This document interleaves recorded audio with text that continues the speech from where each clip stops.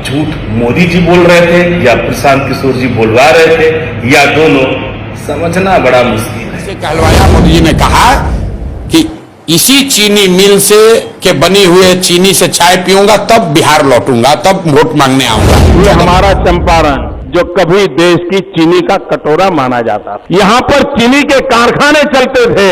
ऐसी तो क्या हाल हो गई कि देश को मीठा मुंह कराने वाला मेरा चंपारण की आज चीनी के कारखाने बंद पड़े हैं। कौन जिम्मेदार? प्रशांत किशोर जी ऑन कैमरा आकर ये बात बोल रहे हैं कि मोदी जी अगर कह दें तो किस उद्योगपति में इतनी ताकत है जो बिहार में रोजगार और बिहार में फैक्ट्री नहीं देगा। बात तो बिल्कुल ठीक है।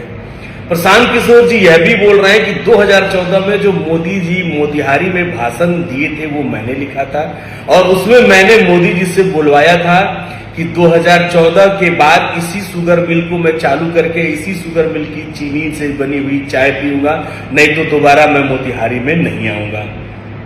अब झूठ मोदी जी बोल रहे थे या प्रशांत किशोर जी बोलवा रहे थे या दोनों, समझना बड़ा मुश्किल है। और आप बताइए, मोदी जी का भाषण 14 में हमने लिखा है, मैं आपको कोट कर देता हूं।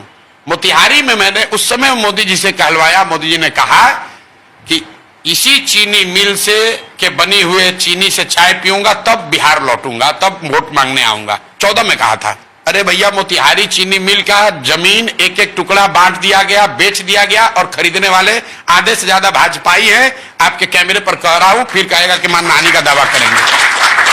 आधे से ज्यादा मोदी जी के पार्टी के लोगों ने उस मिल के जमीन को बेच लिया, हड़प लिया। उसके बाद मोदी जी वहां 4 बार गए, लेकिन गलती मोदी जी की नहीं है, गलती बिहारियों की है, मोतिहारी के लोगों की है, क्योंकि 14 के बाद 3 चुनाव हुआ और तीनों बार भाजपा को ही मोतिहारी में फिर जिता दिया। बिहार के भाग्य को बदलने के लिए 1,25,000 करोड़ आएगा। बिहार बदलेगा कि नहीं बदलेगा? गांव बदलेगा कि नहीं बदलेगा?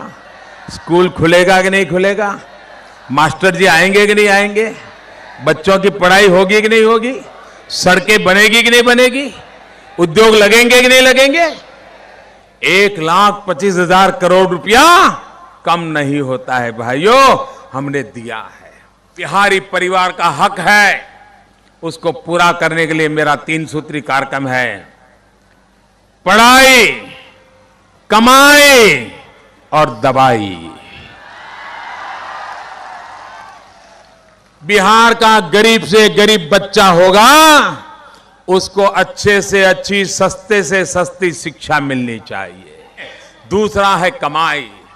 क्या बिहार से पलायन होने देना चाहिए? क्या नौजवान को अपना घर छोड़ने के लिए मजबूर होना पड़ेगा?